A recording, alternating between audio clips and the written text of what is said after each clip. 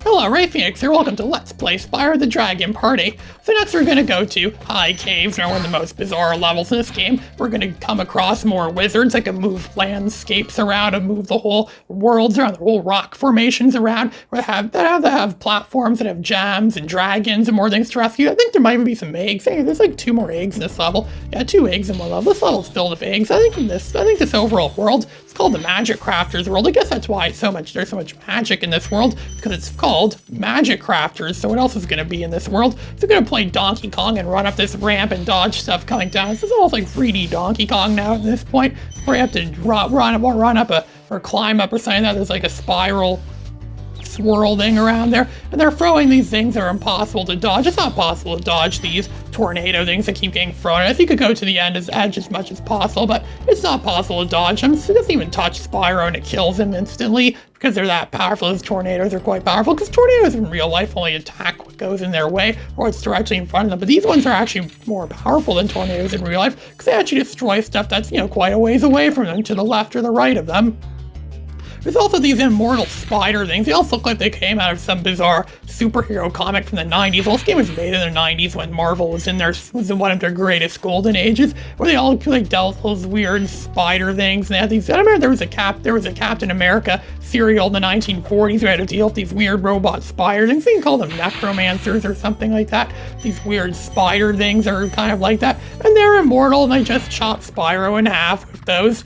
With those, what do you call them? With those pincer claw things on there from the front of them. Become big and strong. And they're also made out of metal, which apparently Spyro's flame breath cannot melt metal. Metal can never be melted. It's like an indestructible substance, unless you're large like a dragon and can charge into it, or you have the supercharged power, which there is a supercharged power up in this level, so it's actually quite easy to kill these spiders, these seemingly immortal spiders. Yeah, who's immortal now? Definitely not Spyro, because his career is, because his career went downhill eventually, and then eventually got to a point where he faded into obscurity. So Spyro is definitely not an immortal character. Ratchet and Clank are probably more immortal than Spyro. Ratchet and Clank have had far more games than Spyro's ever had, and Ratchet and Clank still continues to this day. Well, Spyro, not so much. Spyro doesn't really have very many new games anymore.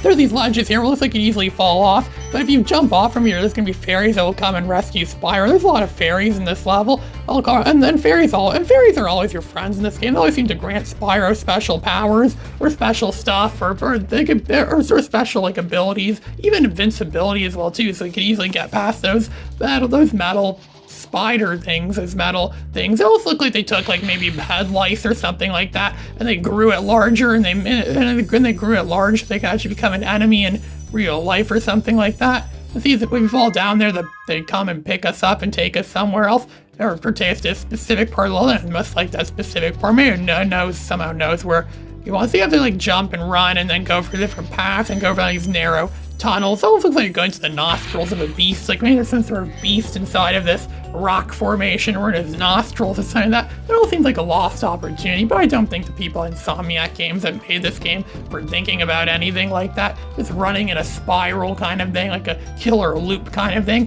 And there's this fairy. It's gonna just fall down here, and the fairies will come and pick up these fairies that seem to love Spyro, because fairies actually are an ever quite common creature we see in the Spyro games. There's also one fairy that we're going to see a lot more of in the sequels, but that's going to be saved for the sequels, obviously. There's another dragon there that we could rescue, and more gems to collect in this part. Look, it's already the end of the level, but of course, the level's not over. No level in this game is ever over, unless you get absolutely every single thing in this level.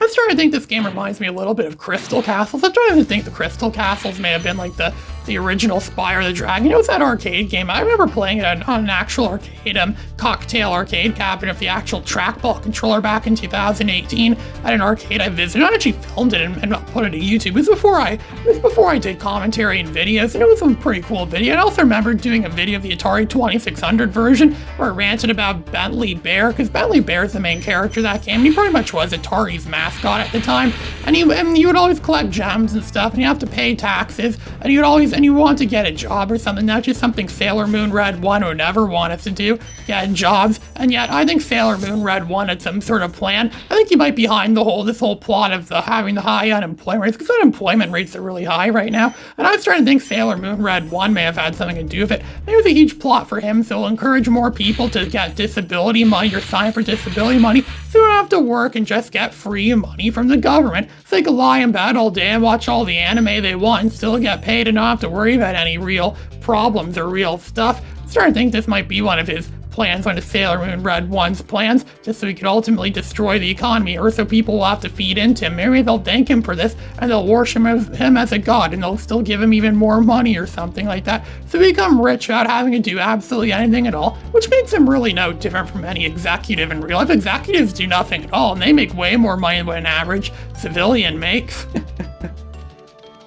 Oh, Sailor Moon Red 1 would just love that. I don't think you could reach that right there. Probably not gonna have to go on that ramp again and jump over to there again, but the fairies will take us to that ramp, and there's all that fog below there. Endless fog is an endless, it's like a bottomless pit kind of thing, because bottomless pits are quite common in these games. And we can jump and glide, mix your jump with a glide. It allows you to glide very far. It's almost like long jumping of gliding. So you get over to here where there's more gems. There's another fief of an egg over there. So after we get this fief, I think that's gonna be, it's probably going to be about like 9, or if I lost count, how many eggs do we have now? I know we have so many eggs. We have almost all the eggs in the game now, so there aren't very many. There's 10 eggs. We have 10 of 12 eggs. We have almost every egg left in this game. And I know the last ones are in this world, the Magic Crafters world. When we got to this part of Philosoma, this is the part where Philosoma just gave up with being a hard game. Philosoma just pictured itself as being an overly challenging game at first. This is the part where Philosoma just gave up, just said, screw it. And it started to become a pretty easy and straightforward game afterwards. And the game is pathetically short, only has 4 levels, and you can easily beat the game in like an hour or so. I remember I did a Let's Play of that game, and back in 2020, 4 years ago, I did a Let's Play of Philosoma. It's not a bad game. It just doesn't really belong on the PS1. Even for 1995 or 1996 standards, it's not really that great of a game. They should have just left it on the Sega Genesis or something like that. Sega Genesis is technically still a current system then. Heck, I have Sega Genesis games that date to as late as the same year Spyro the Dragon came out, 1999. Imagine, sorry, not 1999, 1998. Imagine Spyro the Dragon if it was an Imagine Spyro the Dragon if it was a Sega Genesis game. What would that be like? Spyro for the Genesis or Spyro for the Atari 2600? I know there were a lot of Spyro games in the Game Boy Advance. There may have been something similar to that or something along those lines. I've played a few of those Spyro Game Boy Advance games. They're mostly hit or miss, so they're actually are somewhat decent. And a lot of them downright suck. There was one Spyro game on the Game Boy Advance that downright sucked. It was called Spyro Orange, and it's pretty much a cross between, pretty much like a crossover of Spyro the Dragon and Crash Bandicoot. It's on the Game Boy Advance. It's like a bunch of, it's like a collection of like those 2-bit, almost like those Tiger electronic games, kind of like a collection of them. It's actually worse than Pocket Moo in a lot of ways, or Pocket Moo Moo, I think is what it's called. And Pocket Moo Moo is one of the worst games ever, because it's just a collection of these stupid calculator games that you could play on a screen, and they don't really do much. They're really fun for like 5 seconds, and then you get, and then they have no redeemable qualities. I don't really think Pocket Moo Moo's a real jumping flash game. It's probably just some stupid game someone thought of at some point, and they just slapped the jumping flash IP on it.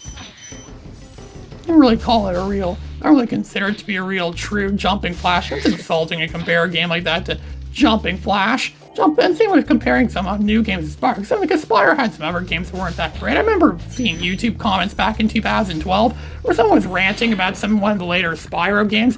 It was from the Wii, I think, and he was saying, I'm willing to sell it for anyone for exactly how much, for way more actually what the game is worth. So I'm only going to sell it for 1 cent. Yeah, I was going to sell the game for 1 cent, and that's actually worth a lot more than what the game is actually worth. 1 cent. I actually came across games before in real life that were literally being sold for only a few cents. Of course, they were sports games on the PS1, because sports games don't really have any kind of like, they have some of the worst value among any games ever.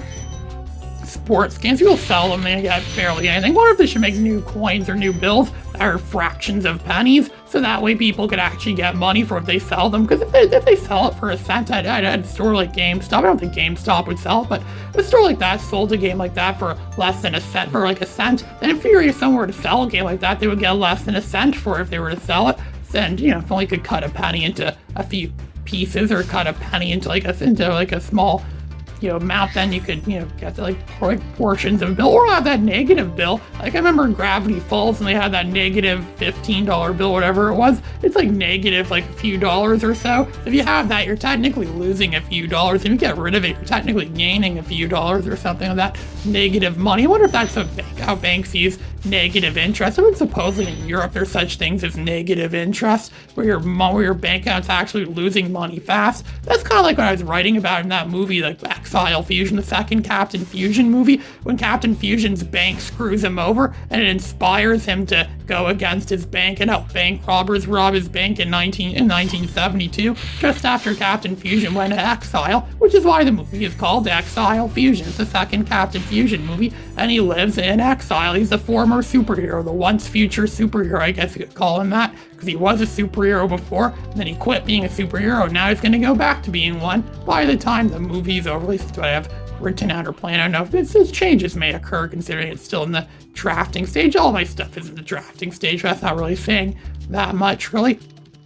So we're in that obligatory part of every level in this game. We're just left having to roam around trying to look for those last bloody gems and figuring out how to get to them. I think there's a ferry we could get to. I think there's still some of those spider things walking around. Those spider things. Spyro. Well, Spyro could become Spyro at this point if it was genetically mutated or something like that. It gave Spyro special powers or something like that. I feel like it just snuck up on us and terrified. There actually have bugs like that in Australia, apparently, that are really large and that can easily kill someone easy. And you just find them lying around your house. You can't even smack them with a fly swatter because they're that hard. It would break your fly swatter if you tried swatting it with that. But now this fairy kissed us and now we're immortal and we have super flame breath, which could easily kill off these things. Pretty easy, actually, where Spyro becomes a god, pretty much, and those things become Spyro's, Spyro's peasants, pretty much, or his punching bags they can easily kill off easy.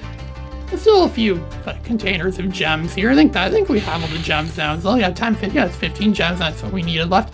So we have all the gems in this level. Now 500 gems, so 3 gems, 47% complete. We have 47% of this game complete already. We're almost at the halfway point of this game. Gonna run around here, roam around this level, run around the level, and try to find where the exit post is. I'm trying to remember, where was the exit? Oh yeah, I think I know where it was. Just have to find that supercharged ramp and jump into the left hole, I think, the left nostril-y looking hole thing there, and that's where the exit of the level is. And it's gonna count all of our gems. Say, oh, you collected all these gems, yada yada yada. It doesn't say how much dragons you collected in each level, it just says gems, like it's putting it into Spyro's bank account, pretty much. Which is something that this guy in the sequels is probably going to want to take out. If only the guy in that money bear in the sequels wanted all those gems. He's a bear, just like Bentley Bear. I wonder if there's more connections here. This is Ray Phoenix signing out.